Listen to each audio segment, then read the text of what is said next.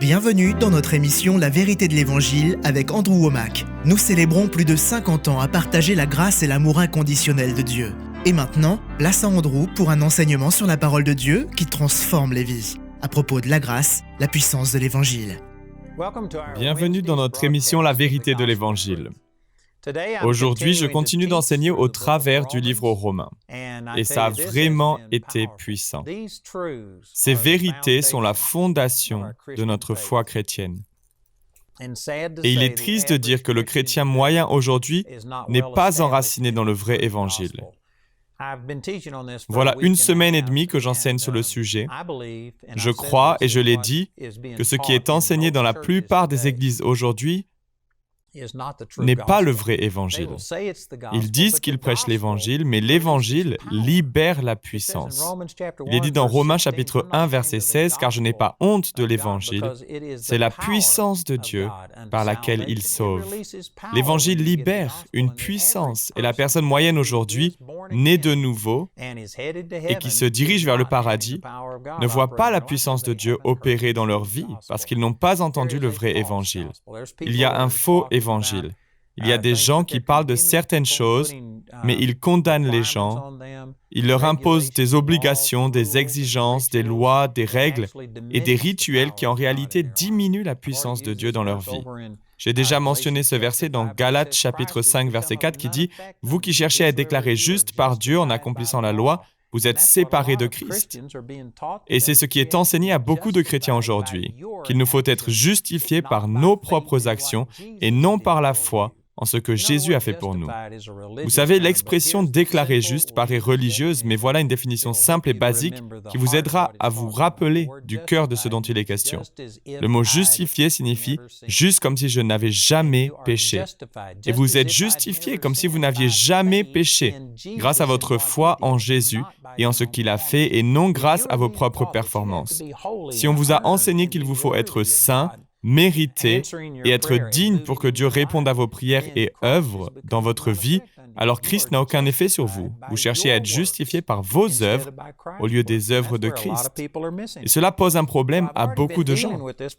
Donc nous avons déjà beaucoup parlé de ce sujet, mais dans Romains chapitre 3, et hier j'ai lu les versets 19 et 20, qui montrent que la loi a été donnée afin de vous enlever toutes vos excuses, afin que vous ne puissiez pas dire que si vous agissez ainsi, c'est à cause de ce que quelqu'un vous a fait. Non, la loi place la responsabilité sur vos épaules. Vous êtes responsable de vos propres actions et cela vous rend coupable devant Dieu. Dans Romains chapitre 3, verset 19. Et verset 20, il est dit « Car personne ne sera déclaré juste, à nouveau comme si je n'avais jamais péché, devant lui parce qu'il aura accompli les œuvres demandées par la loi. En effet, la loi produit seulement la connaissance du péché. La loi vous fait seulement vous concentrer sur le péché, sur vous-même. Si vous êtes centré sur vous-même, si vous vous concentrez constamment sur tout ce qu'il vous faut accomplir pour connaître le succès, vous vivez sous la loi. Lorsque vous êtes sous l'Évangile, votre attention se porte sur ce que Jésus a fait pour vous. Et il y aura des actions, mais elles seront un dérivé, comme un wagon qui suit la locomotive. À cause des merveilles que Dieu a faites, alors je vais lire la Bible. Ce n'est pas pour obtenir la bénédiction de Dieu, mais c'est parce que Dieu m'a déjà béni que je veux lire ma Bible et découvrir tout ce qu'il a fait. Je le fais avec joie et non comme une dette, non par obligation. Je vais à l'église non pour apaiser un Dieu en colère, mais parce que je veux passer du temps avec des gens que j'aime et je veux entendre parler de Dieu et entendre la bonne nouvelle de l'Évangile. Il y a des gens qui font les bonnes choses. Ils lisent la Bible, ils vont à l'église, ils donnent leur dîme. Mais si vous le faites dans le but d'apaiser Dieu et de mériter sa faveur dans votre vie, alors vous êtes sous la loi. Et la loi se concentrera uniquement sur ce que vous n'avez pas fait. Elle ne vous fera jamais un compliment à propos de ce que vous avez fait. La loi va vous rabaisser, elle apporte la culpabilité, c'est ce qu'il est dit au verset 19, elle va vous faire vous concentrer sur le péché, c'est ce qu'il est dit au verset 20 et le verset 21, Mais maintenant, la justice de Dieu dont témoignent la loi et les prophètes a été manifestée indépendamment de la loi. Remarquez qu'il est question de la justice de Dieu, non de votre justice. Voyez-vous, la plupart des gens essaient d'établir leur propre justice. On en reparlera plus tard, mais je vais quand même vous lire ce passage. Paul a dit dans Romains chapitre 10, verset 1, « Frères et sœurs, le vœu de mon cœur et ma prière à Dieu pour les Israélites, c'est qu'ils soient sauvés. En effet, je leur rends ce témoignage, ils ont du zèle pour Dieu, mais pas conformément à la vraie connaissance. Ils ignorent la justice de Dieu et cherchent à établir la leur propre. Ils ne se sont donc pas soumis à la justice de Dieu, car Christ est la fin de la loi pour que tous ceux qui croient reçoivent la justice. » Ce sont des déclarations radicales. Ils ignorent la justice de Dieu, une justice qui vient par la foi. Ils ignorent cette justice de la foi et essaient d'établir leur propre justice. Et ils ne se sont pas soumis à la justice de Dieu. Vous ne pouvez pas être justifié par vos propres efforts et par la foi en même temps. Vous devez placer votre foi en ce que Dieu a fait pour vous, et c'est ce qu'il est dit dans Romains chapitre 3. Mais maintenant, la justice de Dieu, non votre propre justice, mais la justice de Dieu, dont témoignent la loi et les prophètes, a été manifestée indépendamment de la loi. En d'autres mots, l'Ancien Testament a prophétisé que tout cela viendrait. Ce n'est pas que Dieu a donné la loi et que ça n'a pas fonctionné, donc il a décidé d'essayer quelque chose de nouveau et il a donné l'Évangile et la relation avec Dieu selon le Nouveau Testament. Non. La loi était une mesure temporaire. Galates chapitre 3, verset 24. La loi a été un guide chargé de nous conduire à Christ. Mais une fois que nous sommes soumis à Christ, nous ne sommes plus soumis à cette loi de l'Ancien Testament. La loi de l'Ancien Testament a prophétisé la grâce du Nouveau Testament et a prophétisé sa propre fin. Ce sont des déclarations radicales, mais c'est ce qu'il est dit juste ici. C'est la justice de Dieu par la foi. La justice de Dieu, non pas votre justice, mais la justice de Dieu. Vous savez, j'ai été dans bien des églises, et en général, ils emmènent le prédicateur dans une salle retirée pour prier avant la réunion. Et je suis allé dans beaucoup d'églises où ils prient « Ô Dieu, rends-moi juste! Ô Dieu, rends-moi juste! » Et je ne dis rien, parce qu'ils ne comprendraient même pas ce dont je parle. Mais ce que j'aimerais dire, c'est qu'il vous faut naître de nouveau.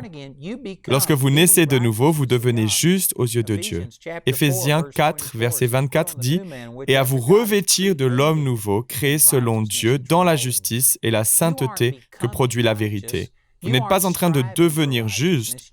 Vous ne devez pas lutter pour devenir juste. Vous n'avez pas besoin de prier, de demander à Dieu de vous rendre juste, mais vous recevez le salut et instantanément, votre esprit est créé juste et saint. Ce que je viens de dire est profond et la vaste majorité des gens ne comprend pas ou n'est pas d'accord avec ce que je viens de dire. Si c'est une révélation pour vous, si ça ne vous bénit pas, il vous faut vous procurer mon enseignement intitulé « Esprit, âme et corps ». Je l'ai en livre, en CD, en DVD et d'autres supports.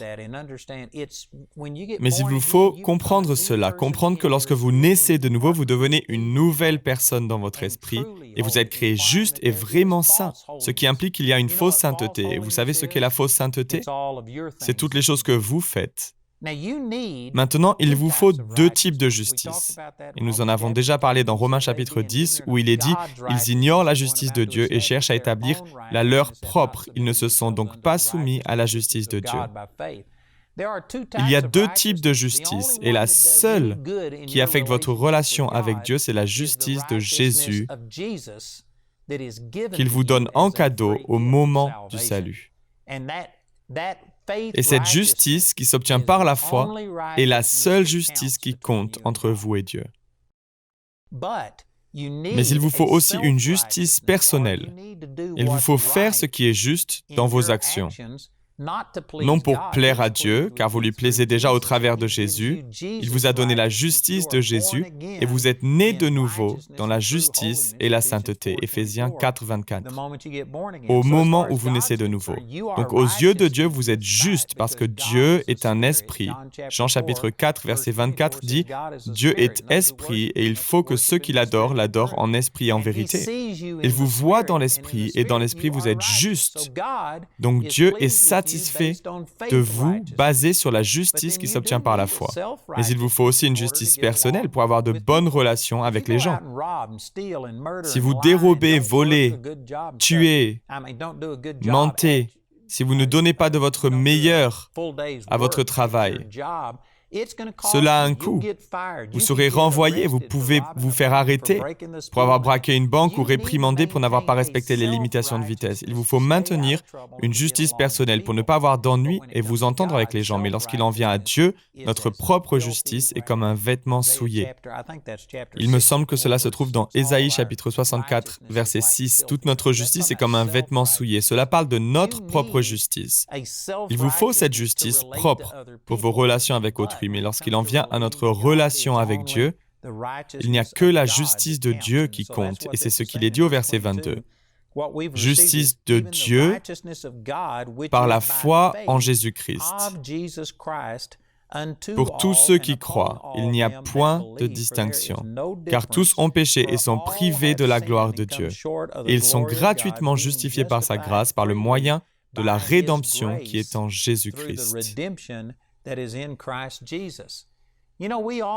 Vous savez, on prend souvent ce verset 23 hors contexte, et je le fais moi-même pour faire comprendre que personne n'est juste, pas même un seul, et c'est vrai.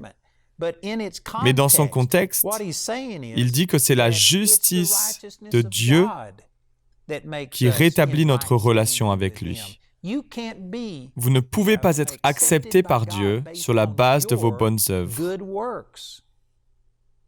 C'est impossible, car tous ont péché et sont privés de la gloire de Dieu. Et de la même manière que chacun d'entre nous est devenu pécheur, nous avons tous été rendus justes au travers de ce que Jésus a fait. La seule chose dont vous avez besoin pour être qualifié, Éphésiens chapitre 2, verset 8, dit qu'il vous faut recevoir la grâce par la foi. Vous êtes sauvés par grâce au moyen de la foi. La grâce de Dieu a été révélée. Tite chapitre 2, verset 11. La grâce de Dieu est la même pour toute personne qui n'ait jamais vécu. Hitler a eu tout autant de grâce qui lui a été rendue disponible pour être sauvé que vous et moi. Mais pour autant que nous sachions, Hitler n'a jamais reçu ce salut, il l'a rejeté. Il n'a pas pu en profiter parce qu'il n'a pas eu la foi. Nous devons avoir la foi. Hébreux chapitre 4, verset 2 dit « La parole qui leur fut annoncée ne leur servit de rien parce qu'elle ne trouva pas de la foi chez ceux qui l'entendirent. Il vous faut placer votre foi dans la grâce de Dieu. Mais par grâce, Dieu s'est chargé des péchés de l'humanité entière. » Vous savez, si vous regardez cette émission et que vous n'avez jamais vraiment donné votre vie au Seigneur et vous pensez être trop éloigné, avoir fait tant d'erreurs que je ne pourrais même pas comprendre, mais non, Dieu par grâce a déjà payé pour vos péchés. Vous n'avez pas à prier et à dire à Dieu « Oh Dieu, me pardonnerais-tu s'il te plaît de mes péchés? Je te demande de me pardonner. » Vous n'avez pas à demander. Il a déjà payé le prix. Il a déjà effectué le paiement, c'est une affaire réglée. Maintenant, cela ne va pas vous bénéficier automatiquement, il vous faut le recevoir. Mais vous n'avez pas à demander, va-t-il le faire? Non, il l'a déjà fait. La vraie question est, allez-vous le recevoir? Allez-vous faire de Jésus votre Seigneur? Allez-vous recevoir ce qu'il vous donne? Et cela ne s'applique pas uniquement à l'expérience initiale de la nouvelle naissance, au fait que vos péchés soient pardonnés pour que vous ne mourriez pas et n'alliez pas en enfer, mais au paradis. Cela s'applique aussi à la guérison, la délivrance, la joie, la paix, la prospérité, etc. Dieu a déjà pourvu à tous vos besoins. C'est fait, et vous n'avez rien à faire pour le mériter. Il vous faut simplement le croire et le recevoir. Et c'est tout ce qu'il y a à comprendre, c'est puissant. Nous avons tous péché et sommes privés de la gloire de Dieu, mais de la même manière, nous avons tous été justifiés par sa grâce, par le moyen de la rédemption qui est en Jésus-Christ. Tant que vous placez votre foi en cette vérité, il vous faut croire pour recevoir. Et si vous doutez, vous ferez sans. Au verset 25, il est dit, c'est lui que Dieu a destiné par son sang à être, pour ceux qui croiraient, victime propitiatoire. Cela signifie sacrifice expiatoire.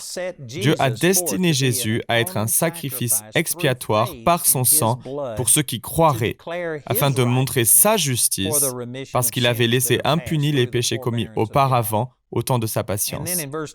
Afin, dis-je, au verset 26, de montrer sa justice. L'accent n'est pas mis sur votre justice. Ce ne sont pas vos bonnes œuvres. qui vous mettent en règle, qui vous rendent juste devant Dieu. Ce sont les bonnes œuvres de Jésus. Vous avez Jésus, toutes ces bonnes œuvres qui vous ont été imputées. Il y a tellement de versets, 2 Corinthiens chapitre 5, Galates chapitre 3, il y a beaucoup de passages qui parlent du même sujet.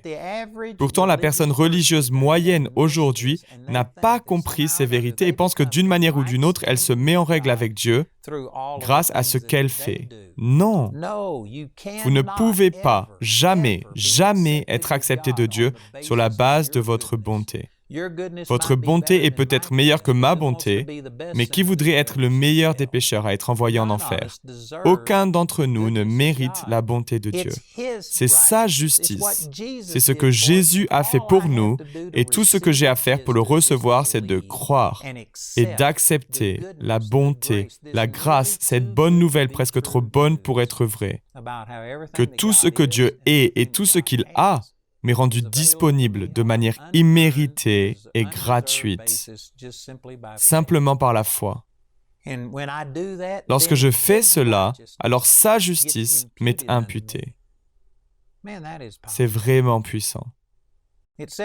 Il est dit dans 1 Corinthiens chapitre 1 verset 30 que Jésus est devenu notre sagesse, notre justice, la source de notre sainteté et notre libérateur.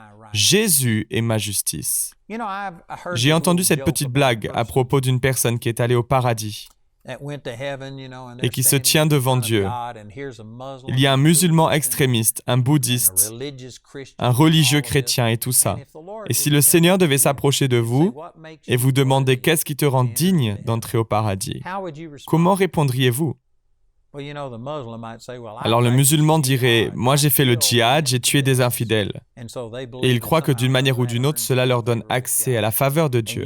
Et le bouddhiste dirait peut-être, j'ai rasé mon crâne et porté une robe safran. J'ai supplié, je me suis renié moi-même, et tout ce genre de choses. Et s'ils donnent ces réponses, ils n'auront pas accès au salut. Cela ne leur donne pas accès à une relation avec Dieu. Et c'est assez évident. Mais savez-vous que beaucoup de chrétiens, si un ange s'approchait d'eux et leur demandait « Qu'est-ce qui te rend digne ?»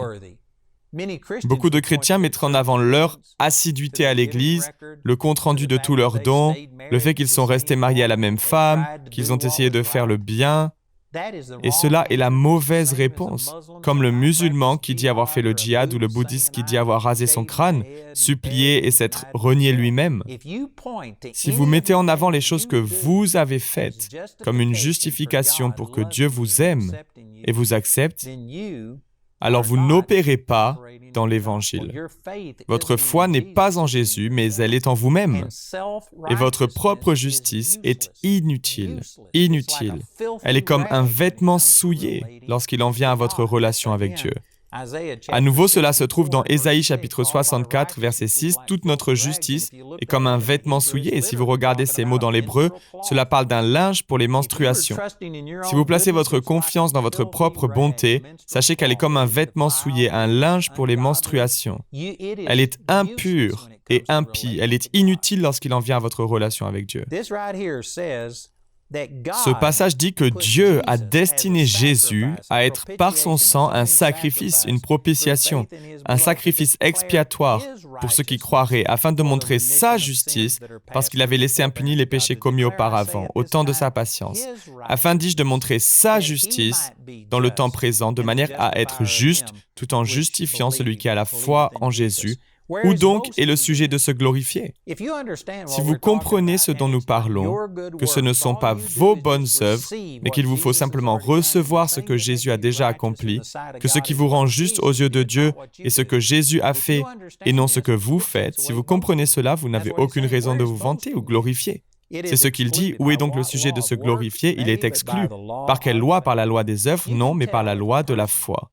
Vous pouvez dire si une personne opère sous la grâce ou sous la loi et sous les œuvres. S'ils opèrent dans une mentalité basée sur la loi et les performances, alors lorsque les choses iront bien, ils s'en attribueront le mérite. Nous entrons dans ma 50e année dans le ministère et nous allons avoir une célébration avec mes employés. Ils vont produire une petite vidéo qui permettra de montrer la fidélité de Dieu. Et je parlais à mon directeur du pôle média il y a quelques instants, juste avant cette émission. Et je veux voir ce qu'il fait parce que je veux être certain que ça ne soit pas présenté comme un moyen de me féliciter personnellement, mais comme une reconnaissance envers Dieu pour ce qu'il a accompli. Et nous parlions exactement de cela. Lorsque vous comprenez la grâce, il n'y a rien qui soit arrivé dans ma vie dont je pourrais m'attribuer le mérite. C'est Dieu qui a tout fait et moi j'ai échoué des centaines de fois, mais Dieu a continué à être bon envers moi et je veux m'assurer que ce soit Dieu qui reçoive toute la gloire. Si vous comprenez la grâce, alors c'est comme cela que ça marche. À nouveau, 1 Corinthiens chapitre 4 verset 7 dit « Qu'as-tu que tu n'aies pas reçu? Et si tu l'as reçu, pourquoi faire le fier comme si tu ne l'avais pas reçu? Comme si d'une manière ou d'une autre vous l'auriez mérité. » Comme si c'était un dû ou que ça venait de vos propres capacités. Non, se glorifier soi-même est exclu lorsque l'on comprend la grâce. Saviez-vous que ces versets juste ici ont causé la réforme dans les années 1500? Martin Luther était un prêtre dans l'Église catholique. Il recherchait Dieu et il essayait de bien agir et de donner de son mieux. Et il était d'ailleurs au Vatican en train de monter des escaliers sur ses genoux, en train de respecter tous ces rituels, en se disant que ça ne pouvait pas être ça, qu'il devait y avoir bien plus que cela. Et le Seigneur lui a rappelé ces versets que c'est sa justice, que se glorifier est exclu lorsque l'on comprend la grâce. Puis, verset 28, il est dit « En effet, nous estimons que l'homme est déclaré juste par la foi, indépendamment des œuvres de la loi, sans devoir monter les escaliers à genoux et réciter tous ces « Je vous salue Marie » et les « Notre Père ». Et le Seigneur a rappelé à Martin Luther ces versets qu'il étudiait et desquels il a reçu une révélation. Il est rentré chez lui et a écrit sa thèse, l'a clouée à la porte de l'Église et a commencé la réforme protestante qui a littéralement changé le monde. Et vous savez quoi? Ces versets sont ceux qui ont tout démarré. C'est tellement puissant, ça a littéralement changé le monde. C'est extra. Et je sais que Dieu est celui qui vous a fait tomber sur cette émission, parce que vous aussi avez besoin d'une révélation du vrai évangile qui n'est pas basé sur votre propre bonté. Vous n'avez pas à mériter ce que Dieu désire vous donner. Et ce n'est pas pour vous dire de ne pas faire le bien, mais faites le bien d'abord pour votre amour pour Dieu et parce que vous avez le désir de bien agir et aussi afin d'empêcher Satan d'avoir accès à votre vie. Mais vous n'avez pas besoin de vivre à un certain niveau pour plaire à Dieu. Jésus l'a fait pour vous et il nous réconcilie avec Dieu. Il nous offre sa justice, la justice de Dieu, comme un cadeau. Recevez le don de la justice, c'est ce qu'il est dit par la suite dans Romains chapitre 5. Nous allons étudier ces versets très bientôt.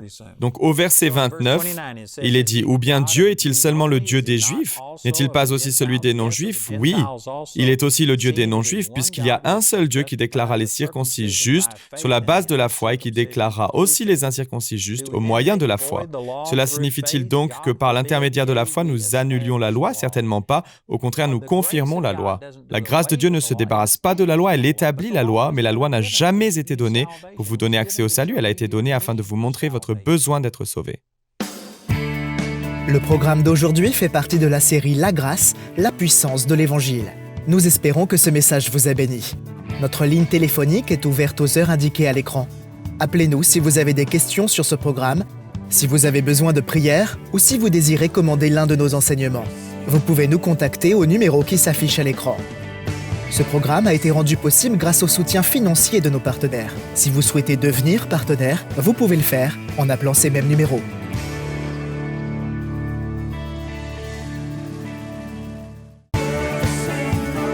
La prochaine fois dans la vérité de l'Évangile.